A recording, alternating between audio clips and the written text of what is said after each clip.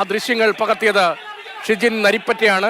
K V രാഹുലാണ് ഈ വാർത്ത റിപ്പോർട്ട് ചെയ്ത മിടുമിടുക്കനായ ഞങ്ങളുടെ റിപ്പോർട്ടർ. ഷിജിൻ നരിപ്പറ്റയിലേക്കും കെ വി രാഹുലിലേക്കും. ഷിജിൻ, എപ്പോൾ ഇങ്ങനെ ഒരു വിവരം അറിഞ്ഞു? കൺഫേം ചെയ്ത ഉടനെ നേരത്തെ അഭിലാഷിന്റെ അവതരണത്തിന്റെ ഒരു ഭാഗമാണ് പ്രേക്ഷകർ കണ്ടത്. ഓടിപ്പോകുന്ന ദൃശ്യങ്ങളാണ്. നിങ്ങൾ ഓടി വേഗത്തിൽ അവിടേക്ക് എത്തുകയായിരുന്നു. എങ്ങനെയാണ് ഈ വിവരം എത്തിയത്? അവിടെ ചെന്നപ്പോൾ ഞെട്ടിപ്പോയോ? ഇങ്ങനെ പ്രതീക്ഷയാണോ എത്തിയത്?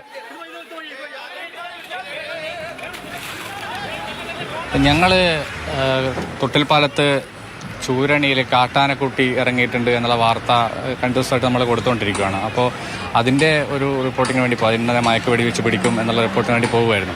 പോയിക്കൊണ്ടിരിക്കുന്ന സമയത്താണ് പിന്നെ പെട്ടെന്ന് കണ്ണൂരേക്ക് പോകണം, ഗോവിന്ദചാമി ജയിലിൽ ചാടിയിട്ടുള്ള വാർത്ത നമ്മുടെ അടുത്ത് CK വിളിച്ച് പറയുന്നത്. അങ്ങനെ ഞങ്ങൾ അവിടെ നിന്ന് അപ്പം തന്നെ തിരിച്ചു വരുന്ന വഴിയിലൊക്കെ ഞാനും രാഹുലും ഇതിനായിട്ട് ബന്ധപ്പെട്ട വിഷയങ്ങൾ സംസാരിക്കുക. നമുക്ക് ഈ എങ്ങനെയാണ് അവർ തിരയുന്നത് പോലത്തെ വിഷ്വൽ നമുക്ക് വേണം, നമുക്ക് കാട്ടിൽ നമുക്ക് കയറണം എന്നൊക്കെയുള്ള ഞങ്ങൾ മുന്നേ തന്നെ വണ്ടിയിൽ വരുമ്പോൾ തന്നെ നമ്മൾ സംസാരിക്കുന്നുണ്ടായിരുന്നു അത്തരം വിഷയങ്ങൾ.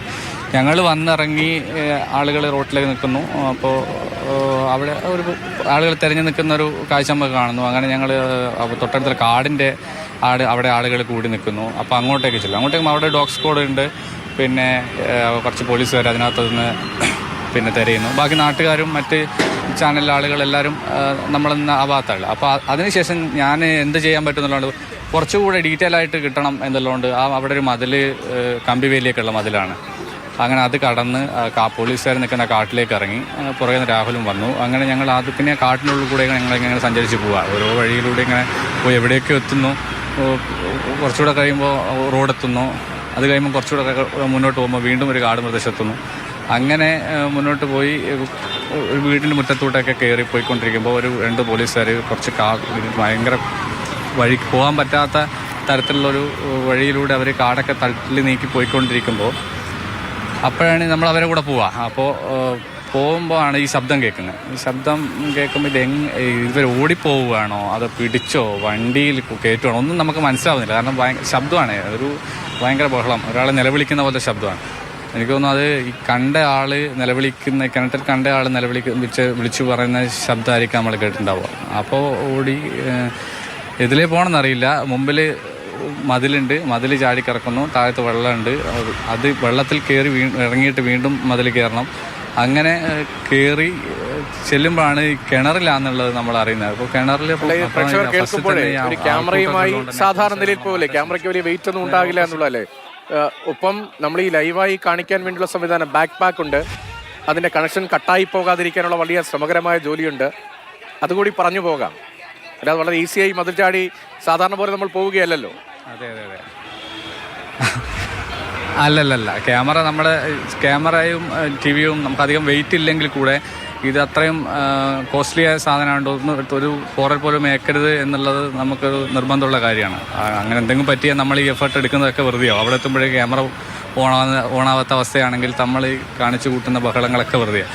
അപ്പോൾ അങ്ങനെ അതൊരു സമരമായ പണിയാണ്. അങ്ങനെ പക്ഷേ നമ്മൾ തിരിച്ച് ഇറങ്ങി ഈ കിണറിൽ നിന്ന് ഈ ഗോവിന്ദചാമിനെ പൊക്കിയെടുത്തതിന് ശേഷം വണ്ടിയിൽ കയറുന്നതെടുക്കാൻ പോകണമെങ്കിൽ വീണ്ടും നമ്മൾ മതിൽ ഇറങ്ങി വെള്ളത്തിൽ ചാടണം. ആ ചാടുന്ന സമയത്ത് നമ്മുടെ ക്യാമറ പോയില്ല, നമ്മൾ വീഴാൻ നേരത്ത് ക്യാമറയിൽ വെള്ളമായിട്ടുണ്ട്. അപ്പോൾ ആ ക്യാമറ ഇപ്പോഴും പകുതി വർക്കിംഗ് ആണ്. അങ്ങനത്തെ ഒരു അവസ്ഥയിലാണ് ഇപ്പോൾ ഉള്ളത്. അതായത് എല്ലാ ഫങ്ഷൻസും വർക്ക് ചെയ്യുന്നില്ല. അത്യാവശ്യം ഒന്ന് ഓണാക്കി വെക്കാം അല്ലേ, റെക്കോർഡ് ചെയ്യാം. അതെ അങ്ങനെയാണുള്ളത്. ഓണാക്കി വെക്കാം.